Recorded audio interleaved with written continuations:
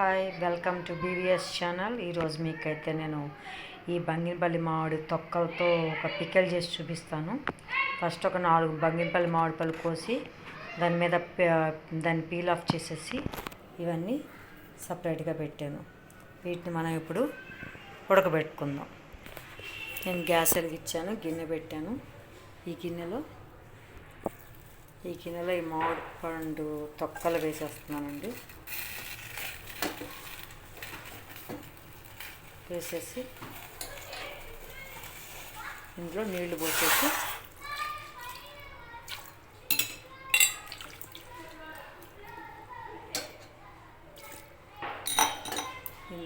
పోసేసి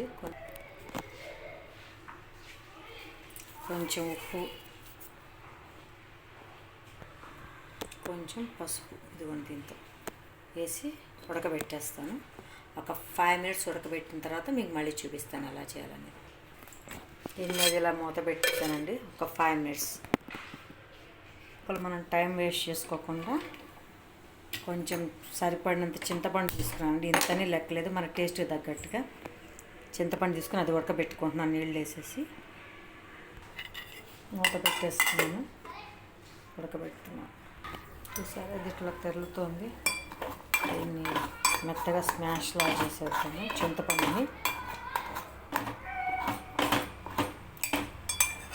అంటే ముందుగా నానబెట్టుకుంటే గుజ్జు ఈజీగా వస్తుంది కదండి. ఇప్పుడు వెంటనే పెట్టేసాను కాబట్టి గుజ్జు రాదు కాబట్టి ఉడకబెట్టుకుంటున్నాను. అయినా సరే మామూలుగా చింతపండు పెట్టినా సరే ఉడకబెట్టుకోవాలి.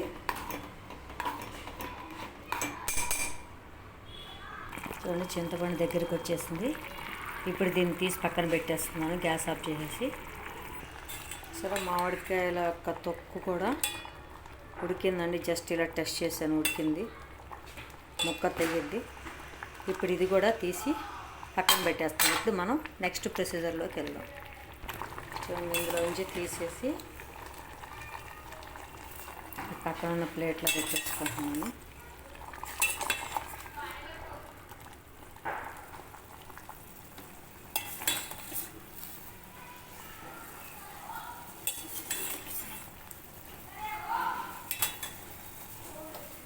ఇప్పుడు దీన్ని కొంచెం చల్లారనిచ్చేసి ముక్కలుగా చేసుకోవాలండి. ఇలా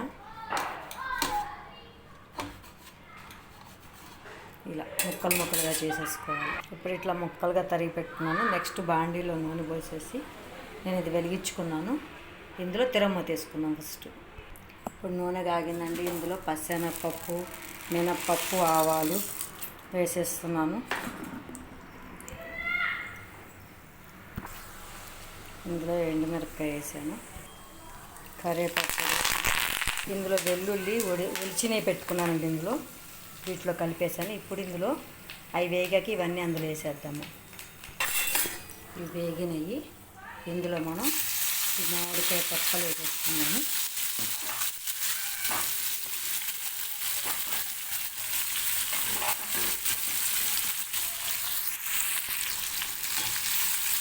ఇందులో కొంచెం ధనియాల పొడి,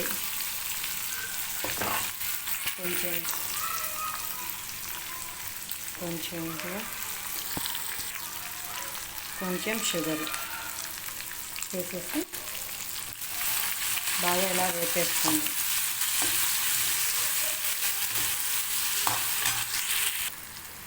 ఇందులో సరిపడినంత కారం,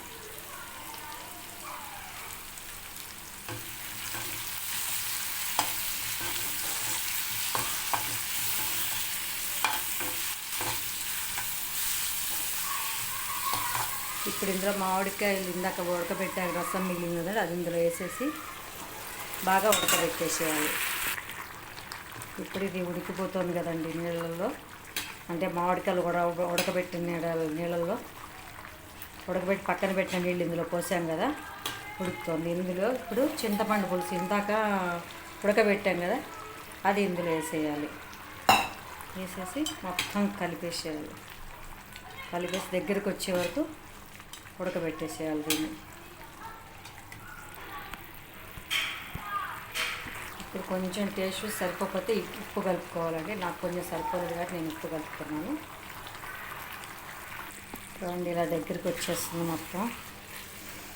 స్మెల్ అయితే మంచిగా వచ్చేస్తుంది. వేడివేడి అన్నంలో కానీ, చపాతీల్లో కానీ, ఇడ్లీలోకైనా, దోశలోకైనా నంచుకొని తినచ్చండి.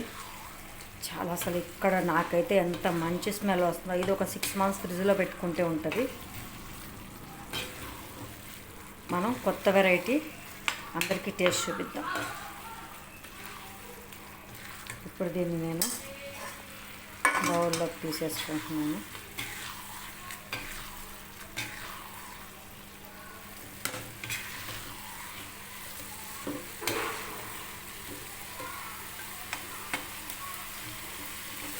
చూడండి గుమ్మలాడే బంగినపల్లి మామిడి పండ్ల తొక్కల పచ్చడి ఎలా ఉంది, టేస్ట్ చూసి చెప్పండి నాకు. అలాగే నా ఛానల్ని సబ్స్క్రైబ్ చేసుకోండి, షేర్ చేయండి, లైక్ చేయండి. Thank you so much.